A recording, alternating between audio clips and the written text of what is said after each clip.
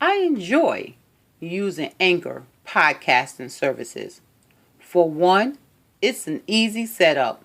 Secondly, you can do everything on the same platform, which includes record and then add music to your podcast if you like.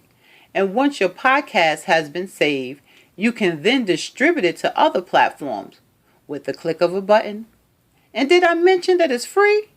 You couldn't ask for anything better than this. Thank you for tuning into Bringing the Heat with Regina Weston. Here we inspire and deal with topics that matter. Stay tuned. Hold up and wait a minute, Bringing the Heat listeners. To find out about all things Regina, visit my website at www.reginaweston.com. There you can purchase all my books and learn more about my nonprofit organization, which is Mending Hearts, Women Healing Women.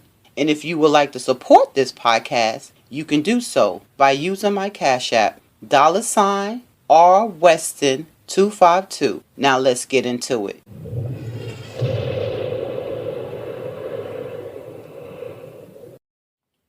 In this podcast, I will be addressing two topics. That's teen dating violence and domestic violence against men. What is a toxic person? A toxic person is hypocritical. They can't take criticism of any kind. They can never admit to being wrong, and they play mind games. I can't stand people that try to play mind games. They always got to win. They're self-serving and selfish, and they have a tendency to lie, and they love drama. Every time something negative is going on, you hear their name because drama is attached to them like paper is the glue. They can't be trusted. They don't have no loyalty. But guess what? They want you to be loyal. They can never take no for an answer, and they don't have no healthy boundaries. Anything goes with them. They're bullies, they're envious, and they're jealous, and they're neglectful. I know you can relate to some of the things that I have named. That's what a toxic person is. When you have someone in your midst with these type of characteristics, baby, put on your running shoes and run in the opposite direction. Domestic violence do not discriminate. 1 in 10 high school students has been purposely hit, slapped, or physically hurt by their boyfriend or their girlfriend. Girls and young women between the ages of 16 and 24 experience the highest rate of intimate partner violence. It's very important that teens have a good relationship with their parents. It's very important that parents pay attention to their children's disposition, to their behavior.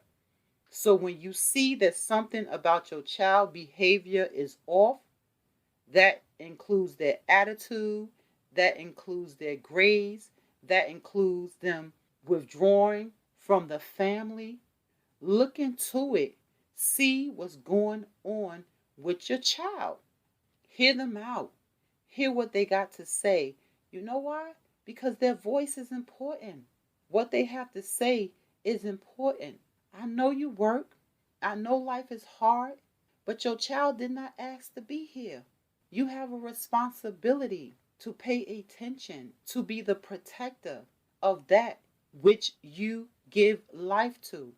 So if you see something is off, look into it. It can save your child's life. Some of our teens are experiencing physical violence. They're experiencing sexual violence. They are experiencing psychological aggression, which is verbal and nonverbal communication with the intent to harm another person mentally or emotionally. You don't know what your child is dealing with once they leave your presence. Our teens are dealing with stalking, which is a pattern of repeated unwanted attention by someone that they don't want to be bothered with. Pay attention. Dating violence for our teens, it can take place in person or electronically. Know what your teens are watching and what they're doing on their phones. Watch what they're posting on the internet. Pay attention to who they're texting. Yes, if you pay the bill, then you can be an I spy. You know why? Because oftentimes our teens think that the behaviors like someone teasing them or name calling them, that stuff is normal. Baby, that stuff is not normal and it is not a part of no healthy relationship.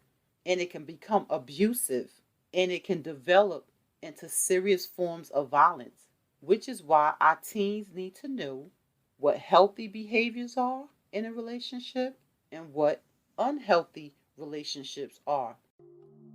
Teen dating violence. This is Melissa's story. Eighth grade year, I met a guy, and at first, it was okay. It was my first real boyfriend, or anything remotely like that. About 2 weeks into relationship, I would say he became very controlling to what I wore. If I was wearing a pair of shorts, do you know? He would not talk to me for the whole day. My aunt lived down the street and he would call there. How he got the number, I couldn't even tell you. But he would call there and ask questions like, why didn't you tell me where you were going? What are you wearing? Stuff like that. And he would even have brothers, his friends, watching and looking at me. I felt like I was being stalked. I wasn't being, physically hurt. So at the time, I didn't think that's what I was dealing with, like domestic violence. And even if I was, I had no clue on how to deal with it and how to make it go away. Our ninth grade year, it was like we were fighting every single day. The very first day of school was like the first time I have ever been hit by a guy in my whole life. Like, like with a full fist. He punched me. And I stood there in shock. Everybody else around me, they just, they just looked on. I know that you feel powerless in a position like that. Like, that's how I felt. I felt powerless. You may not want to talk to your parents about something like that, but your parents can really help you. Sometimes we think that they're being mean, but really they're just trying to look out for us and they're trying to help us. All I have to say is any girl or boy who feels just a little bit that they're being abused, get out and get some help. Do something. Don't wait around and say, it's going to get better and he or she is going to change. Because you know what? I'm here to tell you that I'm the face of a survivor and it don't get no better. You have to leave the situation. These are some of the consequences when a teen is in an unhealthy, abusive, violent relationship. They can begin to experience symptoms of depression and anxiety. They can start doing drugs, tobacco, and alcohol, or even harsher drugs. And then they can also exhibit antisocial behaviors like lying. If your child don't normally lie to you, now they lying. You can't believe nothing that come out their mouth, or they start stealing, or just going from 0 to 10, or hitting, or thinking about self-harm. Parents, pay attention to the signs. Pay attention to your child. Men can also be victims of domestic violence. Domestic violence against men is very similar to domestic violence against women. It can come in all forms: physical abuse, emotional, verbal, or financial. Examples of abuse: calling them names, hitting them, kicking them, shoving them, punching them, throwing things when they get upset.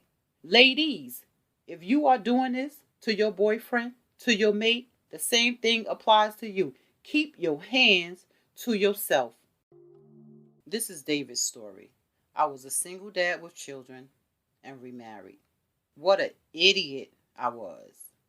I should have spotted the warning signs. Whenever anything went wrong, she blamed me. Anywho, It turned into a living nightmare within a year of being married to this woman. Do you know? She took every opportunity to belittle me. She would hit me in my face. And I thought I deserved it because I had withdrawn from her. Well, at least that's what she was saying. She would force me to have sex to be a good husband for her. And you know what, you guys? I couldn't leave because that would have meant leaving my children behind. I tried to tell my mother, but what little I told her, she would say, "What are you doing to make her behave that way?" Can you believe that? I felt abandoned by everyone except the kids. After several years, my wife said she was leaving. Everyone said the breakup was my fault. I never told anyone all that went down in the marriage. But years later, I had the courage to tell a counselor what I went through because I realized that I was suffering with depression after I lost my job. I had no close friends. I had lost contact with people. Who said that men can't be victims of domestic violence too? It's hard for guys to say, "I need help. I don't know how to deal with that situation." Men are not looked at as victims. "Oh man, you let her do that to you?" Don't get it twisted. A woman can hurt you, bruh. Men are seen as macho. They have to be macho. They can't show their feelings. Men cry too. Men have feelings too. Their heart is not made of stone. Their body is made of flesh. Men hurt too. Keep your hands to yourself, young lady. No one should be hitting nobody. You know, young boys are taught not to express themselves, their emotions. "Suck it up, man. Be a man. Come on, man. Why you crying, man?" Men don't do that. We gotta be strong. Who told you that? What rule book are you reading from? Men are human, just like women are human. We are human beings. We feel, we hurt, we cry, we express ourselves, and they have a right to express themselves. We have to start taking abuse seriously against men as well. It is not a joke. Many men have lost their lives to abuse as well. Don't get it twisted. All victims deserve support and resources when they are looking for an escape out of these domestic abuse situations. Let me leave you with this. Think on how beautiful the world would be if we could just be kind and decent human beings. The truth is that no one has ever healed themselves by harming another. That is facts, people. My choice has been to take the high road. It wasn't easy pulling myself out of the trenches, so I am going to do what I have to do to stay here. It has a much better view. By Ella Hicks. Let me tell you something, young man and young lady. Whatever you have to do to protect your peace, that is exactly what you need to do. Anything that comes into your life that causes you bodily harm, mentally and emotional harm, that's not it. Now, if you would like to support this podcast, you can do so by using my Cash App at $RWeston252. Now, until we meet again, go and grab yourself a mirror. Look in the mirror and say to yourself, "I am loved, I am unique, and I am valuable." Now give yourself a kiss. That's a kiss from me to you. Know that I love you and I got your back. Thank you, Bringing the Heat listeners. To listen to this podcast, go to anchorfm.com, Apple Podcasts, Spotify, and Google Play, where we bring